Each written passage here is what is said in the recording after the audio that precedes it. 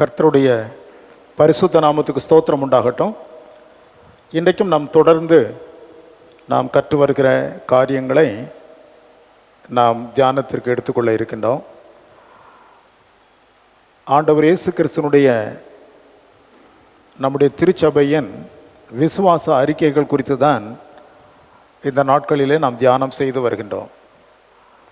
இந்த விசுவாச அறிக்கைகளை நாம் தியானம் செய்கிறவைகளெல்லாம் கர்த்தருக்கு சித்தமானால் வருகிற முகாமின் போது உங்கள் கரங்களிலே ஒரு சின்ன ஹேண்ட்புக்காக பிரிண்ட் பண்ணி கொடுக்கப்படும்.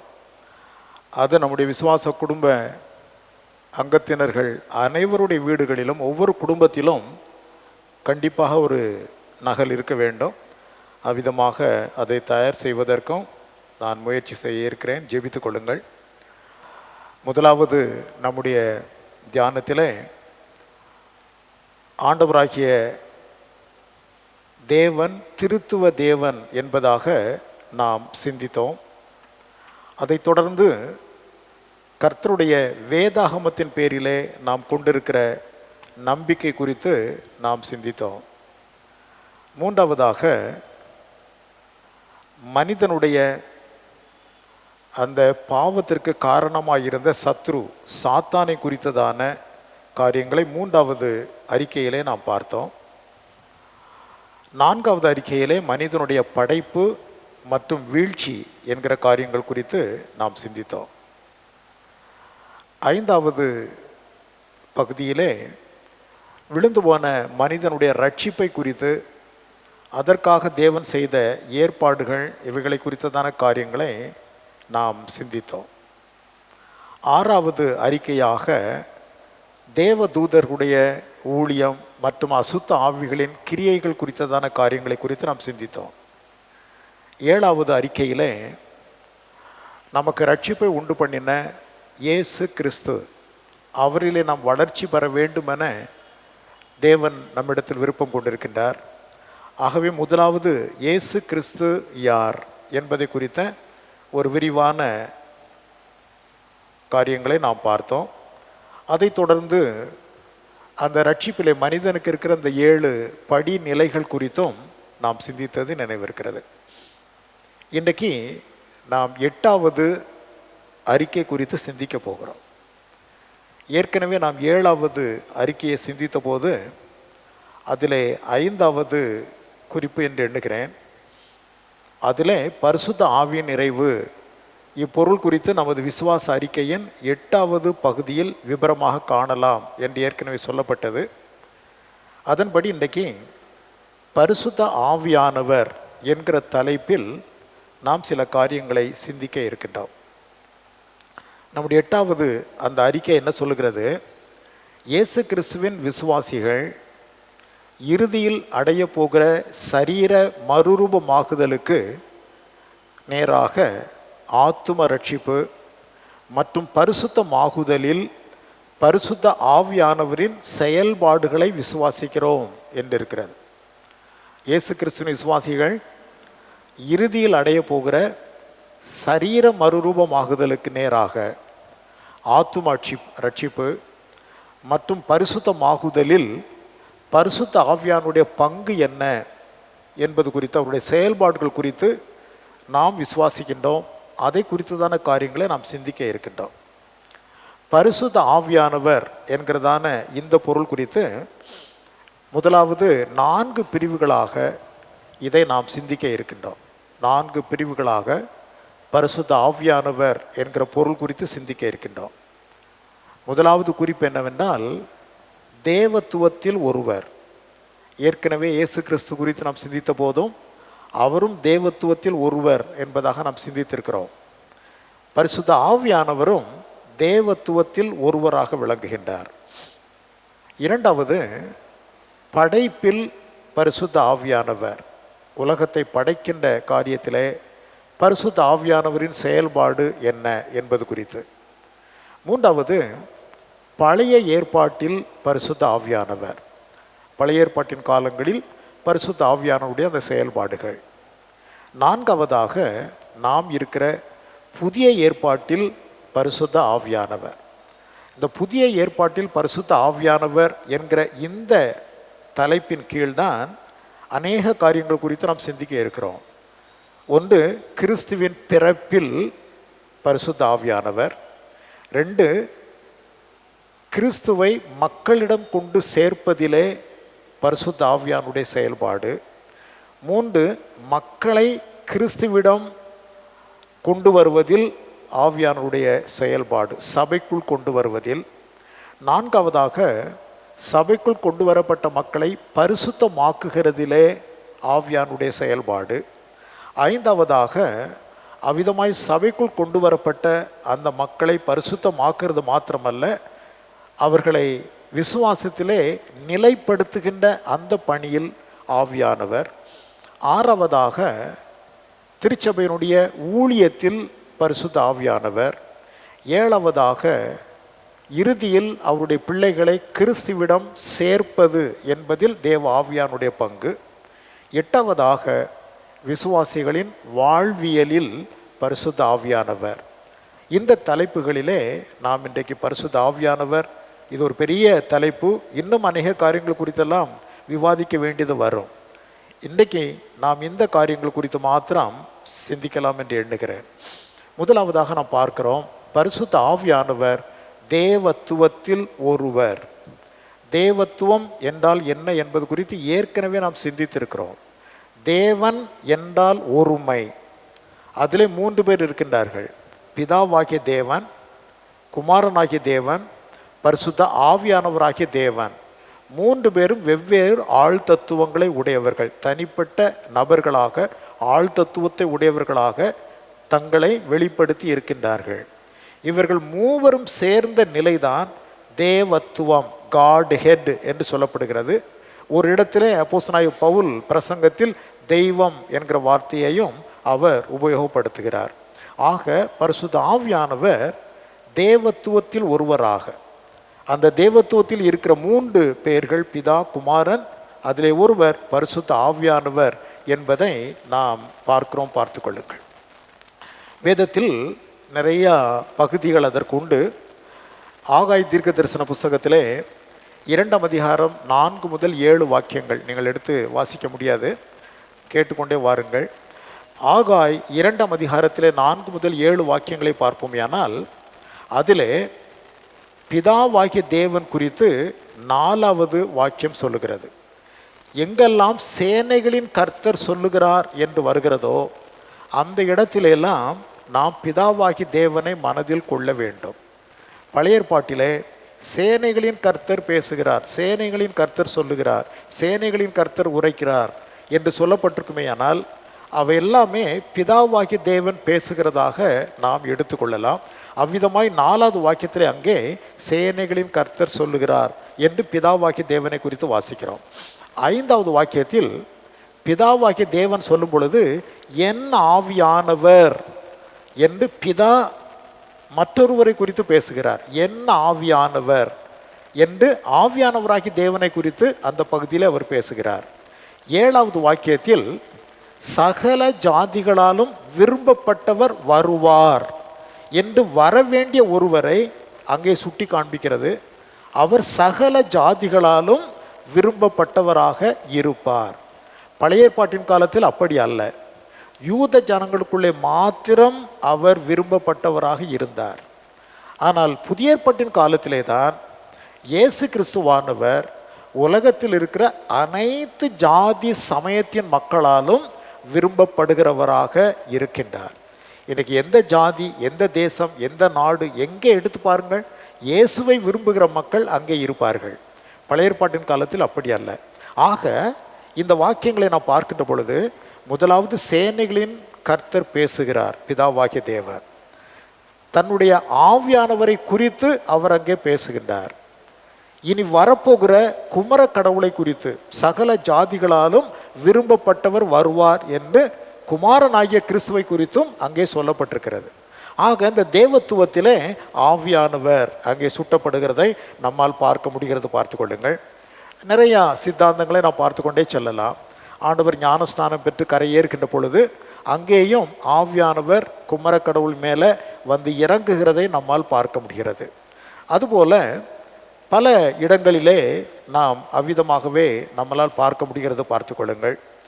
ஆண்டவர் ஞானஸ்நானம் குறித்த கட்டளையை கொடுக்கும் போதும் பிதா, குமாரன், பரிசுத்தாவி நாமத்தினாலே ஞானஸ்நானம் கொடுங்கள் என்று சொல்லி ஆண்டவர் உரைக்கின்றார். ஆக தேவத்துவத்தில் ஒருவர், இதை குறித்து ஏற்கனவே நாம் சிந்தித்திருக்கின்றோம். ஆகையினால் இப்பொழுது நாம் அறிந்து கொள்வதெல்லாம் தேவத்துவத்தில் ஒருவராக தேவ ஆவியானவர் காணப்படுகின்றார் என்பதுதான். ரைட். இரண்டாவதாக படைப்பில் ஆவியானவர், படைப்பில் பரிசுத்த ஆவியானவர். உலகத்தின் படைப்பின் போது தேவ ஆவியானவரை நாம் அங்கே காண்கிறோம். ஆதியிலே தேவன், அங்கே பிதாவாகி தேவனை குறித்து நம்மால் புரிந்து கொள்ள முடியும். ஆதியிலே தேவன். இரண்டாவது வாக்கியத்தில் அங்கே இருள் இருந்தது, ஜலத்தின் மேல் ஆவியானவர் அசைவாடி கொண்டிருந்தார்.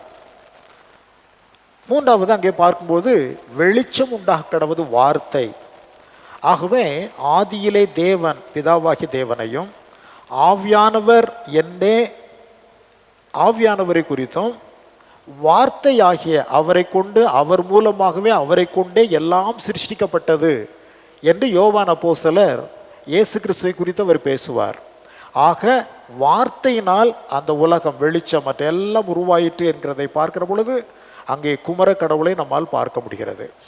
ஆதியிலே தேவன் பிதாவாகிய தேவன், ஆவியானவர் அசைவாடி கொண்டிருக்கின்றார். குமர கடவுள் ஆண்டவர் இயேசு கிறிஸ்து உண்டாக கடவுது என்று பேசுகின்றார். எல்லாம் உண்டாயிற்று என்று சொல்லி பார்க்கிறோம். அங்கும் அந்த திருத்துவம், அதிலே தேவ ஆவியானவர் அங்கே நிற்கிறதை நம்மால் பார்க்க முடிகிறது. பார்த்து கொள்ளுங்கள். ஆகவே இந்த படைப்பில் ஆவியானவர் இருந்தார் என்பதை நாம் காண்கிறோம். அதுபோல ஆதியாகமம் 1:26 மனிதனை படைக்கின்ற வேளையில் ஆண்டவர் பேசுவார். மனிதனை படைக்கின்ற நேரத்தில் ஆதியாகமம் 1:26 நாம் நமது ரூபத்தின்படியே நமது சாயலின் படியே மனிதனை உண்டாக்குவோமாக. அங்கே ப்ளூரலில் பேசப்பட்டிருக்கிறது. என்னுடைய சாயலின் படியே என்னுடைய ரூபத்தின்படியே மனிதன் உண்டாகட்டும் என்று பிதாவாகி தேவன் சொல்லவில்லை. நமது ரூபத்தின்படியே நமது சாயலிலே என்று பன்மையில் பேசியிருப்பதினால் பிதாவாகி தேவனுக்கு பக்கத்திலே குமரக்கடவுளும் பரிசுத்த ஆவியானவரும் இருந்தார்கள் என்பதை நாம் தெளிவாகவே புரிந்து கொள்ள முடியும். பார்த்து கொள்ளுங்கள். அதுபோல பல பகுதிகளிலே நம்மால் பார்க்கலாம். எலிகு பேசும்போது யோபு 33:4 தேவனுடைய ஆவியானவர் என்னை உண்டாக்கினார் என்று சொல்லுவார். தெளிவாகவே தேவனுடைய ஆவியானவர் என்னை உண்டாக்கினார். அப்போ உலகத்தின் படைப்பிலும் மனிதனுடைய படைப்பிலும் ஆவியானவர் அங்கே இருந்து பணியாற்றுகிறார் என்பதை நம்மால் இந்த பகுதிகளிலிருந்து பார்க்க முடிகிறது. மூன்றாவதாக பழைய ஏற்பாட்டில் பரிசுத்த ஆவியானவர். பழைய ஏற்பாட்டில் பரிசுத்த ஆவியானவர், பழைய ஏற்பாட்டில் தேவனை நாம் காண வேண்டுமையானால் 3 விதமான நிலைகளிலே காண்கலாம். ஒன்று, நான் ஏற்கனவே சொன்னது போல சேனைகளின் தேவனாகிய கர்த்தர். சேனைகளின் தேவனாகிய கர்த்தர் என்றால் யார்? யாரு? பிதாவாகிய தேவனை அது சுட்டி காண்பிக்கிறது. இரண்டாவது, எந்த இடத்திலெல்லாம் கர்த்தருடைய தூதனானவர் என்று சொல்லப்பட்டிருக்குமோ, கர்த்தருடைய தூதன் என்று சொல்லப்படுவது வேறு, கர்த்தருடைய தூதனானவர் என்று சொல்லப்படுகிற இடங்கள் வேறு. கர்த்தருடைய தூதன் என்று சொன்னால் அது மிகாவேலையோ அல்லது காபிரியலையோ அல்லது வேறு ஒரு தூதனையோ அங்கே குறிப்பிடும். கர்த்தருடைய தூதனானவர் என்று எங்கெல்லாம் சுட்டப்படுகிறதோ பழைய ஏற்பாட்டில், அவையெல்லாம் இயேசு கிறிஸ்துவை உருவத்தில் வெளிப்பட்ட இயேசு கிறிஸ்துவை நாம் காண்கிறோம். ஆண்டவராய் இயேசு கிறிஸ்து பழைய ஏற்பாட்டில் அவர் மக்கள் மத்தியிலே தன்னை உருவத்திலேயே வெளிப்படுத்தி பேசியிருக்கின்றார். அந்த இடத்திலெல்லாம் கர்த்தருடைய தூதனானவர் என்று அவரை குறித்து சொல்லப்படும். ஆங்கிலத்தில் இதை தியோஃபானி அப்படின்னு சொல்லுவாங்க. தேவன் தம்மை மாம்சத்தில் மக்களுக்கு முன்பதாக கண்களிலே பார்க்கிறபடி தம்மை வெளிப்படுத்தி காண்பிக்கிறது. உதாரணமாக மனோவாவினிடத்திலே ஆண்டவர் கர்த்தருடைய தூதனானவர் வெளிப்பட்டு சிம்சோனுடைய பிறப்பை பற்றி பேசுகின்றார். இப்படி கர்த்தருடைய தூதனானவர் என்கிற பதம் பல இடங்களிலே சொல்லப்படுகிறதை நம்மால் பார்க்க முடியும். பார்த்து கொள்ளுங்கள். ஆகவே கர்த்தருடைய தூதனானவர் என்று எங்கெல்லாம் சொல்லப்படுகிறதோ, குறிப்பாக கர்த்தருடைய தூதனானவர் என்று நியாயாதிபதிகள் 13ஆம் அதிகாரத்தில் சிம்சோனுடைய அந்த வாழ்க்கை வரலாற்றினுடைய பக்கத்தில் நம்மால் பார்க்க முடிகிறது. அப்போஸ்தலர் 7:30 கூட அதே வார்த்தை சொல்லப்படும், பார்த்துக்கொள்ளுங்கள். ஸ்தேவானுடைய பிரசங்கத்தின் பகுதி அது. 7ஆம் அதிகாரம் 30வது வாக்கியத்திலே பார்க்கின்ற பொழுது ஸ்தேவான் பிரசங்கம் பண்ணுகிறார். 40 வருஷம் சென்ற பின்பு சீனாய் மலையிலே அந்த வனாந்திரத்திலே கர்த்தருடைய தூதனானவர் முள்செடி எரிகிற அக்னி ஜுவாலையிலே அவனுக்கு தரிசனமானார். அங்கே கர்த்தருடைய தூதனானவர் அக்னி ஜுவாலை அந்த முள்செடியிலே இருந்து தரிசனமானார் என்று சொல்லப்பட்டிருக்கிறது. ஆக கர்த்தருடைய தூதனானவர் என்கிற பதம் உபயோகப்படுகிற இடத்திலெல்லாம் நாம் இயேசு கிறிஸ்துவானவர், குமர கடவுளானவர் பழைய ஏற்பாட்டின் காலத்தில் மக்கள் காண்கிறபடி தம்மை வெளிப்படுத்தி இருக்கிறார் என்று சொல்லி நம்மால் அறிந்து கொள்ள முடியும். மூன்றாவதாக தேவ அல்லது கர்த்தருடைய ஆவியானவர். பழைய ஏற்பாட்டின் காலத்தில் செயல்பாடுகள் அனைத்தையுமே கர்த்தருடைய ஆவியானவர் தான் செய்கின்றார். சில நேரங்களில் கிறிஸ்துவை அந்த கர்த்தருடைய தூதனானவர் என்று சொல்லப்பட்ட இடங்களிலே காண்கிறோம். சேனைகளின் கர்த்தர் பேசுகிறதான நோக்கிலே பார்க்கின்றோம். ஆனால் பழைய ஏற்பாட்டின் காலத்தில் செயல்பாடுகள் அனைத்தையுமே பரிசுத்த ஆவியானவர் தான் செய்கிறார் என்பதை நம்மால் புரிந்து கொள்ள முடியும். பார்த்து கொள்ளுங்கள். நியாயாதிபதிகள் 6ஆம் அதிகாரம் 34வது வாக்கியம் பாருங்கள். நியாயாதிபதிகள் 6:34. அப்பொழுது கர்த்தருடைய ஆவியானவர் கிதியோன் மேல் இறங்கினார். கர்த்தருடைய ஆவியானவர் கிதியோன் மேல் இறங்கினார். கர்த்தருடைய ஆவியானவர் தாவீதின் மேல் இறங்கினார். கர்த்தருடைய ஆவியானவர் சிம்சோன் மேல் இறங்கினார். இப்படி பல இடங்களிலே கர்த்தருடைய ஆவியானுடைய செயல்பாடுகளை நாம் பார்க்கின்றோம். ஆனால் பழைய ஏற்பாட்டின் காலத்தில் அவர்களுக்குள் அவர் தங்கி இருக்கவில்லை. அவ்வப்பொழுது அவர் இறங்குவார், அவர்களை பலப்படுத்துவார், அவர்களை கொண்டு என்ன செயல்பாட்டை செய்ய வேண்டுமோ அதை செய்து முடித்துவிட்டு அவர் விலகி விடுவார். இப்படித்தான் பழைய ஏற்பாட்டின் காலத்தில் அவர் செயல்பட்டு கொண்டே இருந்தார். ஒரு காரியத்தை செய்ய வேண்டும், அதற்கு ஒரு மனிதனை கர்த்தர் தெரிந்தெடுப்பார், அவனை நிரப்புவார், அவனுக்குள்ளே இறங்குவார், அவனை பராக்கிரம் உள்ளவனாய் மாற்றுவார், அவனை கொண்டு செயல்பாடுகளை செய்து முடிப்பார், அதன் பின்பு அவர் விலகி விடுவார். இப்படிப்பட்ட நிலையிலே தான் அவர்களோடு பரிசுத்த ஆவியானவர் பழைய ஏற்பாட்டின் காலத்திலே இருந்தார் என்பதை நாம் புரிந்து கொள்ள வேணும். ஆக பழைய ஏற்பாட்டிலே நாம் காண்பது 3 விதமான தேவத்துவத்தின் நபர்களையும் பார்க்கின்றோம். ஒன்று சேனைகளின் தேவனாகிய கர்த்தர், அது யாரு? பிதாவாகிய தேவன். 2 கர்த்தருடைய தூதனானவர், குமர கடவுள் அவ்வப்பொழுது தம்மை வெளிப்படுத்துவார் மக்கள் காணும்படியாக. ஆபிரகாமை தேடி வந்தார், 3 பேர் வந்தார்கள். அதில் 2 பேர் தூதர்கள். ஆனால் ஒருவர் ஆண்டவர் என்று சொல்லி அங்கே நாம் பார்க்கின்றோம். ஆண்டவர் ஆபிரகாம் காணக்கூடிய விதத்திலே, அவரோடு சம்பாஷிக்கக்கூடிய விதத்திலே, நண்பனை போல பழகுகிற விதத்திலே அவர் ஆபிரகாமோடு அங்கே உலாவினதை நம்மால் பார்க்க முடிகிறது.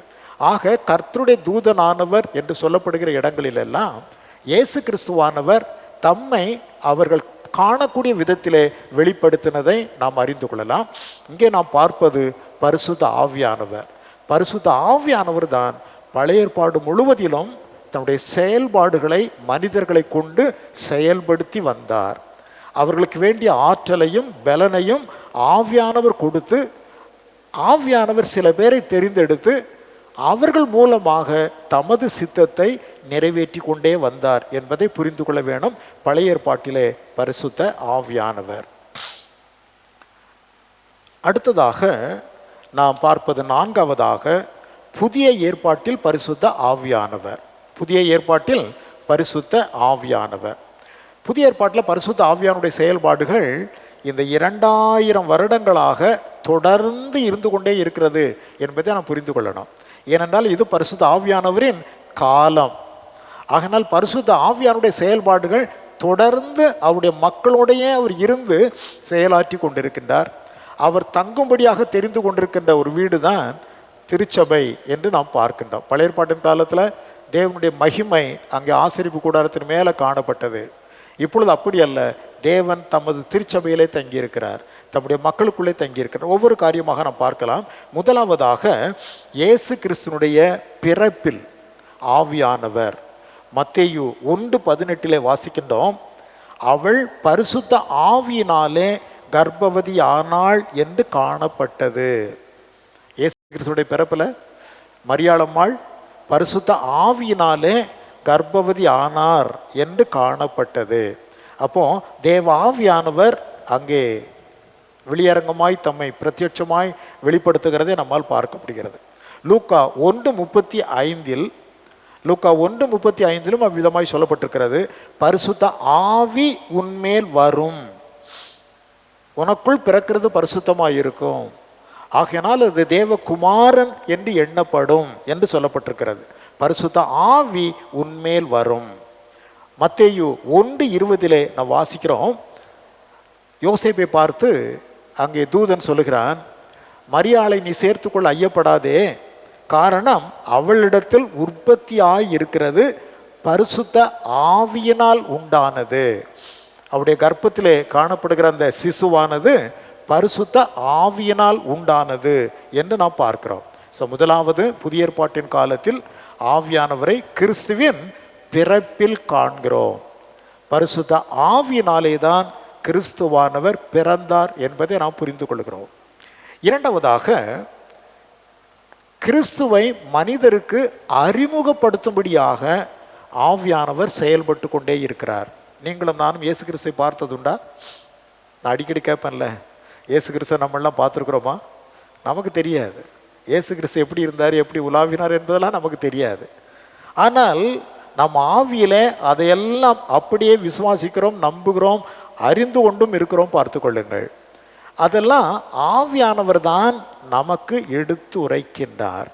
ஒரு மனுஷனுக்கு ஆவியானவர் கிறிஸ்துவை வெளிப்படுத்தாவிட்டால் அவன் எவ்வளவு பெரிய மனிதனாக இருந்தாலும் சரி, இந்த வேத புத்தகத்தை அவன் வாஸ்து கரைச்சி குடித்தாலும் சரி, ஆவியானவர் ஒரு மனிதனுக்கு கிறிஸ்துவை வெளிப்படுத்தாவிட்டால் அவர்கள் என்ன செய்ய முடியாது? அவரை அறிந்து கொள்ளவே முடியாது. ஆவியானவர் தான் கிறிஸ்துவை வெளிப்படுத்த முடியுமே அல்லாமல் வேற எந்த மனிதனோ, எந்த புத்தகங்களோ, எந்த அறிவுமோ ஆண்டவராய் இயேசு கிறிஸ்துவை மனிதர்களுக்கு வெளிப்படுத்தி காண்பிக்க முடியாது. 1 கொரிந்தியர் 12:3 அப்போஸ்தலனாகிய பவுல் இந்த சத்தியத்தை மிக அருமையாக எடுத்துரைப்பார்.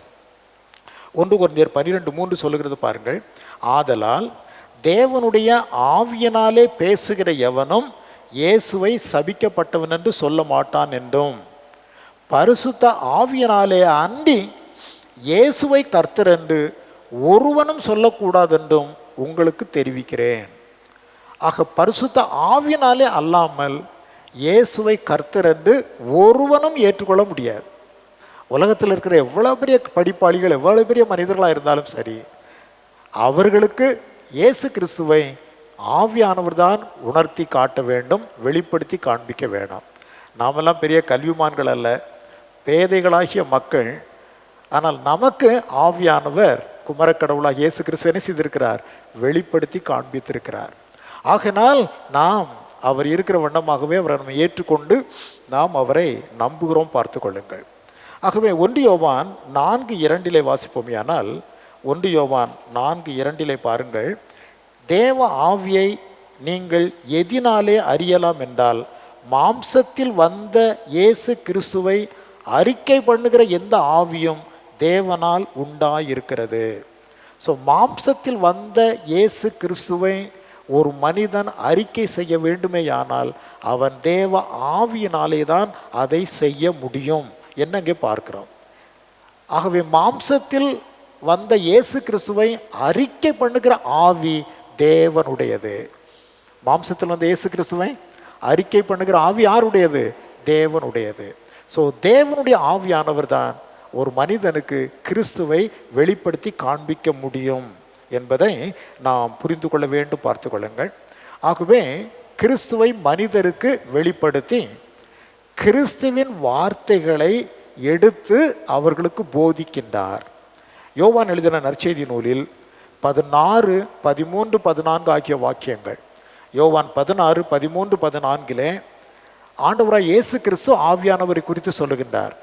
அவர் வந்து என்னுடையதில் எடுத்து உங்களுக்கு அவர் போதிப்பார். என்னுடைய இதில் எடுத்து உங்களுக்கு என்ன செய்வார்? ஆவியானவர் போதிப்பார். வேற யாரும் அதை போதிக்க முடியாது. இயேசு கிறிஸ்துனுடைய இதை எடுத்து வேறு எந்த மனிதருக்கும் அது தெரியாது. ஸோ ஆவியானவர் கிறிஸ்துவனுடைய இதிலே இருந்து எடுத்து அவரை குறித்து, அவர் செய்த திட்டங்களை குறித்து, அவருடைய மீட்பின் செயல்களை குறித்து எல்லாவற்றையும் இந்த வேத வாக்கியங்களின் மூலமாகவே, தம்முடைய வார்த்தைகளின் மூலமாகவே மனு மக்களுக்கு ஆவியானவர் தெரிவிக்கின்றார் என்பதை நாம் புரிந்து கொள்ள வேண்டும். பார்த்து கொள்ளுங்கள். மூன்றாவதாக, கிறிஸ்துவின் சபைக்குள் ரட்சிக்கப்படும் மக்களை கொண்டு வந்து சேர்க்கிறார். கிறிஸ்துவின் சபைக்குள்ள ரட்சிக்கப்பட்ட மக்கள் என்ன செய்கிறாரு? ஆவியானவர் கொண்டு வந்து சேர்க்கிறார். சபை எப்படி உருவாயிட்டு? அங்கே அப்போஸ்தலர் 20:28 பார்க்கின்ற பொழுது, தமது சுய இரத்தத்தினாலே சம்பாதித்து கொண்ட சபை. ஆகவே இயேசு கிறிஸ்துவானவர் உயிரோடு இந்த பூமியிலே இருந்தபோது, இன்றைக்கும் அவர் உயிரோடு தான் பிதாவின் வலது பார்சத்தில் வீற்றிருக்கிறார். அன்றைக்கு பூமியிலே உலாவி கொண்டிருந்த காலத்தில் சொன்னார், இந்த கல்லின் மேல் என் சபையை கட்டுவேன், பாதாளத்தின் வாசல்கள் அதை மேற்கொள்ளாது என்று சொன்னார். அந்த சபையை எப்படி கட்டினார்? அதைத்தான் அங்கே அப்போஸ்தலர் எடுத்து உரைக்கின்ற பொழுது, தமது சுய இரத்தத்தினாலே அந்த சபையானது என்ன செய்யப்பட்டதாம்? சம்பாதித்து கொள்ளப்பட்ட சபை.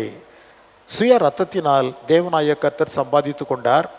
அந்த சபையை நமக்கு ஆவியானவர் அறிமுகப்படுத்துகின்றார். ஆவியானவர் நமக்கு என்ன செய்கிறாரு? அறிமுகப்படுத்துகின்றார். அந்த சபைக்குள்ளே வரணும்னா தேவனுடைய பிள்ளைகளாக நாம் மாற்றப்பட வேணும்.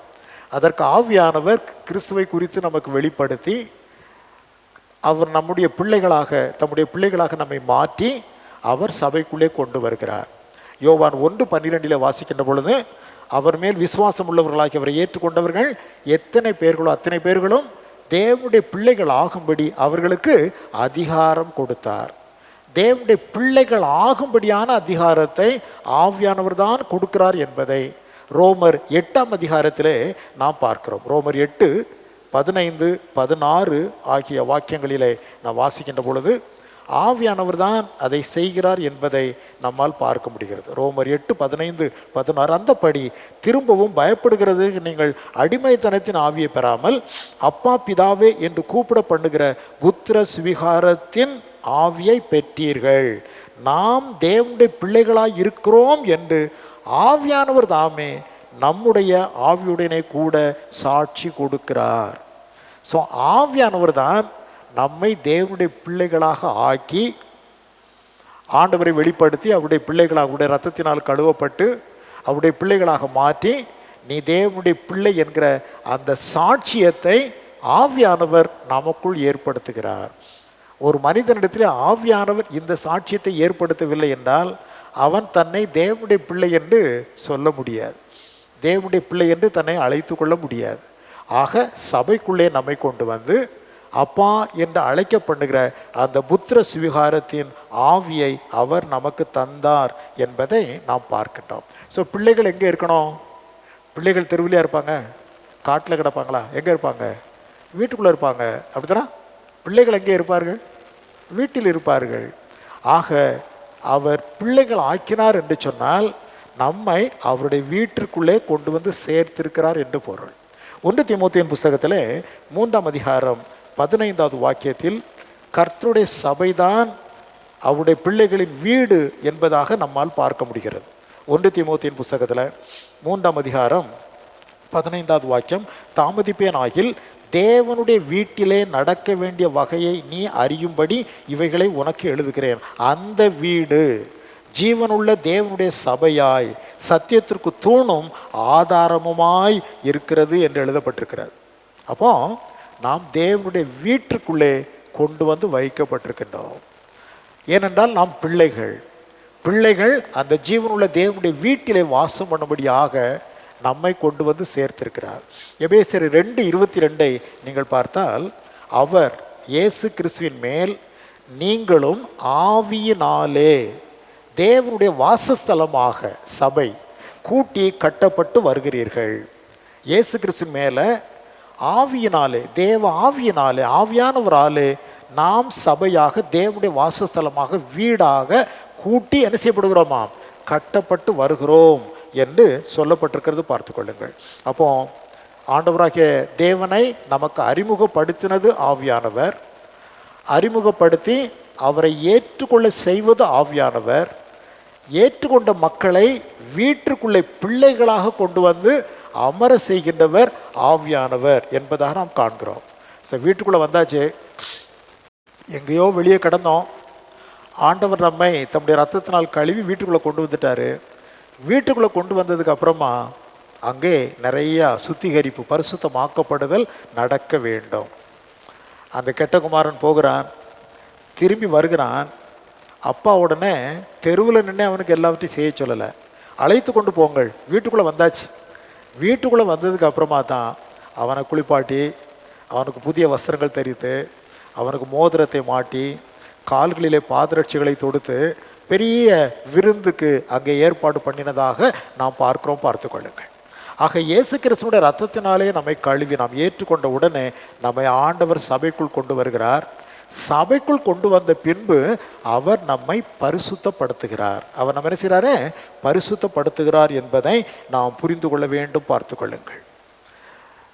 2 கொரிந்தியர் 3:18 இப்படி சொல்லப்பட்டிருக்கிறது, ஆவியாயிருக்கிற கர்த்தரால் மகிமை மேல் மகிமை அடைந்து மறுரூபப்படுகிறோம். 2 கொரிந்தியர் 3:18 ரொம்ப அருமையாய் சொல்லுகிறார். ஆவியாயிருக்கிற கர்த்தரினால், தேவ ஆவியானவரால் மகிமை மேல் மகிமை அடைந்து மறுரூபப்படுகிறோம். அப்போ நாளும் கர்த்தர் நம்மை மகிமை மேல் மகிமை அடையத்தக்கதாக மறுரூபமாக்கி கொண்டே வருகிறார். 2 கொரிந்தியர் 11:2 2 கொரிந்தியர் 11:2 பவுல் அப்போஸ்தலர் கொரிந்து சபைக்கு எழுதினாலும் அது ஆவியானவர் பேசுகிற வார்த்தைகள். பார்த்து கொள்ளுங்கள். நான் அடிக்கடி குறிப்பிடுகிற வசனம். நான் அங்கே பவுல் சொல்லப்பட்டாலும் அது ஆவியானவர் பேசுகிறார். உங்களை கற்புள்ள கன்னிகையாக கிறிஸ்து என்னும் ஒரே புருஷனுக்கு ஒப்பு கொடுக்க நியமித்தபடியால் உங்களுக்காக தேவ வைராக்கியம் கொண்டிருக்கிறேன் என்னங்கே சொல்லுகிறார். பழைய பாட்டில் ஒரு திருஷ்டாந்தத்தை நம்மால் பார்க்க முடியும். எஸ்தர் ராஜாவுக்கு முன்பதாக கொண்டு போய் நிறுத்தப்பட வேணாம். எஸ்தர் ராஜாத்தி எங்கே கொண்டு போய் நிறுத்தப்பட வேணாம்? அவள் இப்பொழுதுதான் பெண்ணாக அழைத்து வரப்பட்டிருக்கின்றாள். ராஜாவுக்கு முன்னால் கொண்டு போய் நிறுத்துவதற்கு 1 வருஷம் ஆகும். ஸோ அந்த 1 வருஷமும் ராஜாவுக்கு முன்னாலே கொண்டு போய் நிறுத்தப்படுகின்ற பரியந்தாம் ஏகாய் என்கிற பிரதானியை நியமித்து, அந்த ஏகாய் நிறைய உசிதமான பொருட்களையெல்லாம் கொடுத்து, வாசனை பொருட்களை கொடுத்து அவளை அலங்காரப்படுத்தி கொண்டே இருக்கிறான். பார்த்து கொள்ளுங்கள். 1 வருஷம் அந்த பெண் அலங்கரிக்கப்பட்டு அதுக்கப்புறம் தான் ராஜாவுக்கு முன்னாலே போய் நிற்கிறாள் என்பதை நாம் எஸ்தர் ராஜாத்தின் புஸ்தகத்திலே நாம் வாசிக்கின்றோம். அதே போல தான் கிறிஸ்துவாகிய ராஜாதி ராஜாவுக்கு முன்னால நம்மை திருச்சபையாகிய மணவாட்டியை கொண்டு போய் ஆவியானவர் ஒரு நாள் நிறுத்தணும். அங்கே கொண்டு போய் நிறுத்துவதற்காகத்தான் கற்புள்ள கன்னிகையாக அந்த ஒரே புருஷனுக்கு ஏற்ற மகிமையிலே மகிமை மேல் மகிமை அடையத்தக்கதாக நம்மை வனைந்து அவர் ஆயத்தப்படுத்தி கொண்டே இருக்கிறார். ஒரு நாள் திருச்சபையை கொண்டு போய் அவர் சேர்ப்பார். அது பரியந்தம் ஆண்டவர் ஆவியானவர் தம்முடைய திருச்சபையை என்று சொன்னால் திருச்சபைக்குள்ளே வாழ்ந்து கொண்டிருக்கின்ற மக்களாகிய நம்மை அவர் சுத்திகரித்து கொண்டே இருக்கின்றார். அதைத்தான் மகிமை மேல் மகிமை என்று சொல்லப்பட்டிருக்கிறது. நாளும் சுத்திகரித்து கொண்டே ராஜாவுக்கு முன்பதாக நிற்பதற்கு சபையை ஆவியானவர் ஆயத்தப்படுத்தி கொண்டிருக்கிறார். அன்றைக்கு அந்த பெண்ணுக்கு நிறையா உசிதமான வாசனை திரவியங்கள் அது இது எல்லாம் கொடுக்கப்பட்டது. இன்றைக்கு ஆவியானவர் திருச்சபையை எவ்விதமான பொருட்களை கொண்டு அலங்காரப்படுத்துகிறார் என்பதை பல விஷயம் நான் சொல்லியிருக்கிறேன். 1 பியூட்டி டியூட்ஸ் அப்படின்னு மத்தேயு 5ஆம் அதிகாரத்தில் 3ஆம் வாக்கியம் முதல் அங்கே 9 அலங்கார பொருட்கள் கொடுக்கப்பட்டிருக்கின்றன. 9 அலங்கார பொருட்கள், பியூட்டி டியூட்ஸ் அப்படின்னு சொல்லுவாங்க. என்ன? ஆவியில் எளிமை, துயரம், சாந்தம், நீதியின் மேல் பசிதாகம், இரக்கம், இருதயத்தில் சுத்தம், சமாதானம், நீதி நிமித்தம் துன்பம், கிறிஸ்துவ நிமித்தம் நிந்தைகள். ஆக இந்த 9 விதமான இந்த அலங்கார பொருட்களை வைத்து ஆவியானவர் நம்மை அலங்கரித்து கொண்டே இருக்கிறார். நாமே சோதித்து பார்க்கணும். ஆவியில் எளிமை, இந்த துயரம், சாந்தம், நீதி மேல் பசிதாகம், சமாதானம் இதெல்லாம் நமக்குள்ளே நாளும் பெருகி கொண்டிருக்கிறதா? இல்லை இன்னும் அந்த பழைய மனுஷனை போலவே நாற்றம் எடுத்த ஜீவியத்திலேயே நாம் இருந்து கொண்டிருக்கிறோமா? ஆவியானவர் இவைகளெல்லாம் நமக்கு தந்திருப்பது எஸ்தர் ராஜாத்தியை ஜோடித்தது போல நம்மை ஜோடித்து கிறிஸ்துவாகிய பூரணமான புருஷனுக்கு முன்னாலே கொண்டு போய் நிறுத்த வேண்டும் என்பதற்காக. ஸோ நாம் அவ்விதமாய் வனைந்து கொள்ளப்படுவதற்கு நம்மை ஆவியானுடைய கரத்திலே ஒப்படைத்திருக்கிறோமா? அவருடைய கரத்தில் பூரணமாய் ஒப்படைத்தால்தான் அவர் வேண்டிய விதமாக நம்மை அலங்கரிக்க முடியும். இரண்டாவது வரங்கள், 9 வரங்கள். அதை குறித்து 1 கொரிந்தியர் 12ஆம் அதிகாரம் 8 - 10 வாக்கியங்கள், அதுவும் 9 வரங்கள் பார்த்துக்கொள்ளுங்கள். ஞானம், அறிவு, விசுவாசம், குணமாக்குதல், அற்புதங்கள், தீர்க்க தரிசனம், பகுத்தறிதல், பற்பல பாஷைகள், வியாக்கியானம். முதலாவது சொல்லப்பட்டதெல்லாம் அங்கே நம்மை சுற்றிலும் இருக்கிற மக்களுக்கு முன்பதாக நாம் எப்படி இருக்க வேணும். மத்தேயுல சொல்லப்பட்ட அந்த 9 அலங்காரங்கள் இருக்கிறது அல்லவா, அது நம்மை சுற்றிலும் இருக்கிற மக்களுக்கு முன்பாக நாம் எவ்விதம் காணப்பட வேணும். இங்கே சொல்லப்படுவது திருச்சபைக்குள்ளே நாம் எவ்விதமாய் காணப்பட வேணும், எவ்விதமான வரங்களையெல்லாம் உடையவர்களாக விளங்க வேண்டும் என இங்கே குறிப்பிடுகிறார். மூன்றாவது கனி. கலாத்தியர் 5ஆம் அதிகாரத்தில் 22 முதல் 23 வாக்கியங்களிலே அன்பு, சந்தோஷம், சமாதானம், நீடிய பொறுமை, தயவு, நற்குணம், விசுவாசம், சாந்தம், இச்சையடக்கம். இது நம்முடைய தனிப்பட்ட வாழ்க்கையிலே காணப்பட வேண்டிய அலங்காரம். 3 விதமான அலங்காரங்கள், 3 விதமான காரியங்களுக்காகவே ஆவியானவர் கொடுத்திருக்கின்றார். ஒன்று, நம்மோடு இருக்கிற மக்கள் மத்தியிலே நாம் எவ்விதமாய் காட்சியளிக்க வேண்டும். இரண்டாவதாக, சபைக்குள்ளே நாம் எவ்விதமான நிலையிலே காணப்பட வேண்டும். மூன்றாவது, கனி என்பது தனிப்பட்ட வாழ்க்கையிலே நாம் எவ்விதமாய் விளங்குகிறோம். ஸோ இந்த 3 பகுதிகளிலும் ஆவியானவர் நம்மை வனைந்து கொண்டே வருகின்றார். ஸோ இங்கே சொல்லப்பட்டிருக்கிற விசுவாசம் வேறு, சமாதானம் வேறு, சாந்தம் வேறு. அங்கே சொல்லப்பட்டிருக்கிற சாந்தம், சமாதானம் அதெல்லாம் வேறு பார்த்து கொள்ளுங்கள். இவை 3ம் 3 விதமான தன்மைகளிலே நம்மில் செயல்பட வேண்டும் என்பதற்காக ஆவியானவர் வைத்திருக்கின்றார். ஐந்தாவதாக, விசுவாசத்தில் நாம் நிலை நிற்பதற்கு ஆவியானவர் உதவி செய்கிறார். விசுவாசத்திலே நாம் நிலை நிற்பதற்கு ஆவியானவர் உதவி செய்கிறார். இந்த விசுவாச வாழ்வு இருக்கிறது அல்லவா, இந்த வாழ்வை நாம் 3 பகுதிகளாக பிரித்து பார்க்கிறோம். பல தடவை என்னுடைய பிரசங்கங்கள்லாம் அடிக்கடி இதை குறித்து நான் பேசுவது உண்டு. 3 விதமான நிலைகளிலே நம்முடைய இந்த கிறிஸ்தவ வாழ்வியல். ஒன்று ரட்சிப்படைதல். ஒன்று என்னது? ரட்சிப்படைதல். இரண்டாவதாக பரிசுத்தமாகுதல். மூன்றாவதாக நித்திய ஜீவன். இது கிறிஸ்தவ வாழ்வியலின் ஒரு ஒட்டுமொத்த படம். ரட்சிக்கப்படுதல் சால்வேஷன், பரிசுத்தமாகுதல் சாங்டிஃபிகேஷன், நித்திய ஜீவன் இட்டர்னல் லைஃப். ஆகவே இதற்காகவே கர்த்தர் நம்மை முதலாவது ரட்சிக்கிறார், நம்மை பரிசுத்தம் பண்ணி கொண்டே இருக்கின்றார். எதற்கு? நம்மை நித்திய ஜீவனிலே ஒரு நாள் கொண்டு போய் சேர்ப்பார். இந்த சத்தியத்தை ஒரு வசனம் மிக அருமையாய் விளக்கி காட்டும். ஒரே வசனம். அது ரோமருக்கு எழுதப்பட்ட நிருபத்தில் 6ஆம் அதிகாரம் 22வது வசனத்தை நீங்கள் வாசித்து பார்ப்பீர்கள். ஆனால் ரோமர் 6:22, இப்பொழுது நீங்கள் பாவத்திலிருந்து விடுதலை ஆக்கப்பட்டு, விடுதலை ரட்சிப்பு. இப்பொழுது நீங்கள் என்ன செய்யப்பட்டிருக்கிறீர்கள்? ரட்சிக்கப்பட்டிருக்கிறீர்கள், விடுதலை ஆக்கப்பட்டிருக்கிறீர்கள். தேவனுக்கு அடிமைகள் ஆனதினால் பரிசுத்தமாகுதல் உங்களுக்கு கிடைக்கும் பலன். அதைத்தான் இப்பொழுது ஆவியானவர் செய்து கொண்டே இருக்கிறார். பரிசுத்தமாகுதல். முடிவோ நித்திய ஜீவன். நித்திய ஜீவன் தான் நமக்கு முடிவு. ஸோ இந்த சத்தியங்களை அப்போஸ்தலனாகிய பவுல் பல இடங்களில் மிக அருமையாக எடுத்துரைப்பார். வீட்டில் போய் நீங்கள் பார்ப்பீர்களேயானால் இதே சத்தியத்தை நாம் பல இடங்களிலே நம்மால் பார்க்க முடியும். தீத்துக்கு எழுதப்பட்ட நிருபத்தில் 2ஆம் அதிகாரம் 11 முதல் 13 வரையிலும், 3ஆம் அதிகாரம் 5 முதல் 7 வாக்கியங்களிலும் இதே சத்தியத்தை அப்போஸ்தலர் மிக அருமையாக எடுத்துரைக்கின்றார். ரட்சிப்பு, பரிசுத்தமாகுதல், நித்திய ஜீவன். இந்த நிலையிலே ஆவியானவர் நம்மை வழிநடத்தி கொண்டு வருகிறார். ரட்சிப்பு என்பது நாம் மறுபடியும் பிறந்த நாள். நான் எப்போ மறுபடியும் பிறந்தமோ ரட்சிக்கப்பட்டமோ அந்த நாள். நித்திய ஜீவன் என்பது இயேசு கிறிஸ்துவனிடத்திலே நம்மை கொண்டு போய் ஆவியானவர் ஒப்படைக்கின்ற நாள். இந்த இடைப்பட்ட காலத்திலே ஆவியானவர் செய்கிற பணி ஒன்று இயேசு கிறிஸ்துவனிடத்தில் ஒப்படைக்கப்படுகிற அந்த நாளாக இருக்கலாம், இல்லை என்றால் நம்முடைய மரணமாக இருக்கலாம். ஆகவே ரட்சிக்கப்பட்ட நாளிலிருந்து மரணம் வரையிலும், ஒருவேளை நம்முடைய வாழ்நாளில் இயேசு கிறிஸ்து வந்தால் அவர் வருகின்ற பரியந்தாம் இந்த இடைப்பட்ட காலத்திலே ஆவியானவர் செய்கிற பணிக்கு பெயர்தான் பரிசுத்தமாகுதல் என்பதை புரிந்து கொள்ள வேண்டும். பரிசுத்தமாகுதல் பணியில் முதலாவது ஆவியானவர் மக்களை நடத்துகின்றார். ரோமர் 8ஆம் அதிகாரம் 14வது வசனத்தில் அவர் நடத்துகின்றார் என்று எழுதப்பட்டிருக்கிறது. மேலும் எவர்கள் பரிசுத்த ஆவியினாலே நடத்தப்படுகிறார்களோ அவர்கள் தேவனுடைய புத்திரர் என்று சொல்லப்பட்டிருக்கிறார். நடத்தப்படுகின்றார்கள்.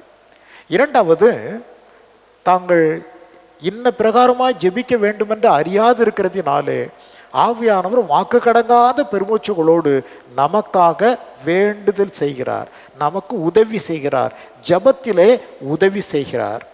மூன்றாவதாக, அங்கே பின்பதாக 39ஆம் வசனத்திலே சொல்லப்பட்டிருக்கிறது, கிறிஸ்துவின் அன்பில் இருந்து நம்மை யாதொன்றும் பிரிக்காதபடிக்கு நம்மை பாதுகாக்கின்றார். பரிசுத்த ஆவியானவருடைய அந்த பணியை நாம் இவ்விதமாக ரோமர் 8ஆம் அதிகாரத்திலே பார்க்கிறோம். 14வது வசனத்திலே நம்மை நடத்துகிறார் என்றும் 26வது வசனத்திலே ஜெபிப்பதற்கு உதவி செய்கிறார் என்றும் 36 முதல் 39 வரையிலே கிறிஸ்துவின் அன்பிலிருந்து எதுவும் நம்மை பிரிக்காதபடி பாதுகாக்கிறார் என்பதாகவும் நம்மால் பார்க்க முடிகிறது. ரைட். ஆறாவதாக, ஊழியத்தில் பரிசுத்த ஆவியானவர். திருச்சபையினுடைய ஊழியத்தில் பரிசுத்த ஆவியானவர் எவ்விதமாய் செயல்பட்டு கொண்டிருக்கிறார் என்பது பார்த்து கொள்ளுங்கள். ஊழியத்தில் முதலாவது கர்த்தருடைய வார்த்தை. இந்த வார்த்தையை கொண்டு செய்யப்படுவது தான் என்னது ஊழியம். கர்த்தருடைய ஊழியம் என்பது இந்த வார்த்தைகளை கொண்டு செயல்படுத்தப்படுவது. இந்த வார்த்தைகளுக்கு அப்பால கர்த்தருடைய ஊழியம் என்பது இல்லை. ஆகவே இந்த ஊழியத்திற்கு அடிப்படையான கர்த்தருடைய வசனத்தை ஆவியானவரே நமக்கு தந்திருக்கின்றார். அதுதான் நமக்கு ஆதாரம், அடிப்படை. பார்த்து கொள்ளுங்கள். 2 தீமோத்தேயு 3ஆம் அதிகாரம் 16-17 வாக்கியங்களிலே நாம் பார்க்கின்ற பொழுது, வேத வாக்கியங்கள் எல்லாம் தேவ ஆவியினால் அருளப்பட்டிருக்கிறது.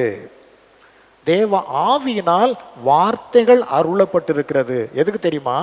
தேவனுடைய மனுஷன் தேறினவனாகவும் எந்த நற்கிரியையும் செய்ய தகுதி உள்ளவனாகவும் இருக்கும்படியாக அவைகள் உபதேசத்திற்கும் கடிந்து கொள்ளுதலுக்கும் சீர்திருத்தலுக்கும் நீதியை படிப்பிக்குதலுக்கும் பிரயோஜனம் உள்ளவைகளாக இருக்கிறது. ஆகவே இதன் மூலம் அவரால் ஆவியானவரால் வழங்கப்பட்ட வசனங்கள் தான் சபையில் தனி மனித வாழ்வியலுக்கான ஆதாரம் என்பதை, ஊழியத்திற்கான ஆதாரம் என்பதையும் அவர் நமக்கு எடுத்து எம்புகிறார். பார்த்து கொள்ளுங்கள். அது மாத்திரமல்ல, சபையினுடைய ஊழியத்திற்கும் ஒழுங்கிற்கும் ஆவியானவர் தான் ஏற்பாடுகளை செய்து வைத்திருக்கின்றார். எபேசியர் 4ஆம் அதிகாரத்தில் 11 முதல் 13 வரையிலும் உள்ள அந்த வாக்கியங்களை நீங்கள் பார்ப்பீர்களேயானால், மேலும் நாம் அனைவரும் தேவனுடைய குமாரனை பற்றி விசுவாசத்திலும் அறிவிலும் ஒருமைப்பட்டவர்களாகி கிறிஸ்துடைய நிறைவான வளர்ச்சியின் அளவுக்கு தக்க பூரண புருஷராகும் வரைக்கும் பரிசுத்தவான்கள் சீர்பொருந்தும் பொருட்டு சுவிசேஷ ஊழியத்தின் வேலைக்காகவும் கிறிஸ்துவின் சரீரமாகிய சபையானது பக்தி விருத்தி அடைவதற்காகவும் அவர் பரிசுத்த ஆவியானவர் சிலரை அப்போஸ்தலராகவும் சிலரை தீர்க்கதரிசிகளாகவும் சிலரை சுவிசேஷகராகவும் சிலரை மேய்ப்பராகவும் போதகராகவும் ஏற்படுத்தினார். ஆகவே தான் எபேசியர் 2:22 சொல்லுகிறது, அவர் மேல், இயேசு கிறிஸ்துவின் மேல் சபை ஆவியினாலே தேவனுடைய வாசஸ்தலமாக கூட்டி கட்டப்பட்டு வருகிறது. ஸோ தனி மனிதனுடைய வாழ்வை பரிசுத்தமாக்குவதற்கு தேவன் தம்முடைய வசனத்தை தந்திருக்கின்றார். முதலாவது பார்த்தோம். ஆகவே ஊழியத்திலும் ஊழியம் பெருகும்படியாக தேவனே தம்முடைய வார்த்தைகளை, தம்முடைய ஒழுங்குகளை அவர் ஏற்படுத்தி இருக்கிறார். இப்படித்தான் தேவனுடைய சபை காணப்பட வேண்டும் என்று. இவ்விதமான இந்த ஒழுங்கின் பேரில் நாம் அவர் மேல், கிறிஸ்துவின் மேல் வாசஸ்தலமாக கட்டப்பட்டு வருகிறோம், ஊழியம் கட்டப்படுகிறது என்பதை பார்க்கிறோம். பார்த்துக்கொள்ளுங்கள். ஏழாவதாக, இறுதியிலே சபையை கிறிஸ்துவிடம் சேர்க்கின்றார். ஆண்டவர் ஆவியானுடைய பணி அதுவரையிலும் நம்மோடு கூட இருக்கிறது. எதுவரையிலும்? நம்மை கொண்டு போய் உரியவரிடத்தில், எசேக்கியேல் தீர்க்கதரிசி ஒரு இடத்துல உரைப்பார், உரிமைக்காரனானவர் வருமட்டும் என்று சொல்லுவார். ஸோ உரிமைக்காரனானவர் இயேசு கிறிஸ்து. ஏன்னா அவர் தான் தம்முடைய சுய ரத்தத்தினாலே நம்மை சம்பாதித்திருக்கிறார். அவர் நமக்காய் செய்தவைகளையெல்லாம் ஆவியானவர் நமக்கு எடுத்து கொடுத்து நம்மை சுத்திகரித்து கொண்டு போய் அவருடைய சமூகத்திலே நிலைநிறுத்துவதற்காக ஆவியானவர் அனுப்பி வைக்கப்பட்டிருக்கின்றார். தேற்றவாளனாக கிறிஸ்துவானவர் பிதாவின் வலது பார்சத்தில் உட்கார்ந்து வாக்குத்தத்தம் பண்ணப்பட்ட அந்த ஆவியானவரை நமக்கு அருளி செய்திருக்கின்றார். ஸோ இந்த சபையை உரியவரிடத்தில், உரிமைக்காரனான கிறிஸ்துவனிடத்தில் கொண்டு போய் சேர்க்கும் வரைக்கும் ஆவியானவர் இதை பராமரித்து கொண்டே வருகிறார். நாள் ஒன்று வரும், ஆவியும் மணவாட்டியும் வா என்கிற சத்தம் கேட்கும். என்ன சத்தம்? ஆவியும் மணவாட்டியும் வா என்கிற சத்தம் கேட்ட உடனே ஒரு இமை பொழுதில் ஆண்டவர் தம்முடைய சபையை மறுரூபப்படுத்தி, கிறிஸ்துவுக்குள் மரித்தவர்கள் முதலாவது எழுந்திருப்பார்கள், உயிரோடு இருக்கிற நாமும் மறுரூபமாக்கப்படுவோம். கிறிஸ்துனுடைய கரத்திலே கொண்டு போய் நம்மை ஒப்படைத்து விட்டு ஆவியானவர் ஒதுங்கி விடுவார். அது பரியந்தம் திருச்சபைக்குள்ளே ஆவியானவரின் செயல்பாடுகள். அதுக்கப்புறம் நம்ம கர்த்தரோடையே இருப்போம், இயேசு கிறிஸ்துவோடையே நாம் இருப்போம். ஸோ அவரிடத்தில் கொண்டு போய் ஒப்படைக்கின்ற பரியந்தம் ஆவியானவர் இந்த பணிகளை இந்த யுகத்தில், இந்த மனித யுகத்தில் அவர் செய்து கொண்டிருக்கிறார் என்பதை நாம் புரிந்து கொள்ள வேண்டும். பார்த்து கொள்ளுங்கள். இதற்கு ஒரு நல்ல ஒரு விளக்க காட்சி படம் பழைய ஏற்பாட்டில் உண்டு. ஆபிரகாம் பிதாவாகிய தேவனுக்கு அடையாளம், எலியேசர் பரிசுத்த ஆவியானவருக்கு அடையாளம், ஈசாக்கு குமரக்கடவுளாகிய இயேசு கிறிஸ்துவுக்கு அடையாளம், ரெபெக்காள் சபையாகிய மணவாட்டிக்கு அடையாளம். ஆபிரகாம் என்ன பண்ணுவார்? பிதாவாகிய தேவன் எலியேசராகிய ஆவியானவரை கூப்பிடுகின்றார். நீர் போய் நம்முடைய குமாரனுக்கு ஒரு திருமணத்தை செய்யும்படியாக ஒரு மணவாட்டியை ஆயத்தப்படுத்தி கொண்டு வாரும் என்று பிதாவாகிய தேவன் அங்கே ஆவியானவரை அனுப்பி விடுகிறார்.